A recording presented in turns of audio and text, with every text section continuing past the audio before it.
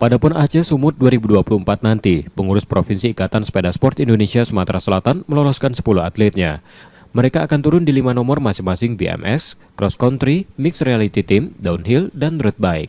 Dari hasil prapon lalu, Isi Sumsel optimis pada PON nanti dan menargetkan minimal meraih 2 medali emas dari 2 nomor yang berpeluang, yakni BMX cross dan downhill.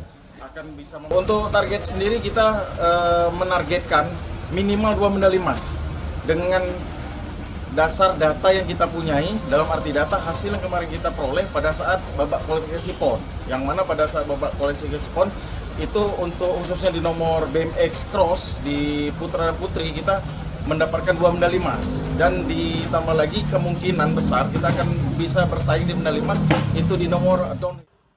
Medali lain Isi Sumsel memprediksi didapat dari nomor cross country, olimpik, dan tim reality. Nur Muhammad, Kompas TV, Palembang, Sumatera Selatan.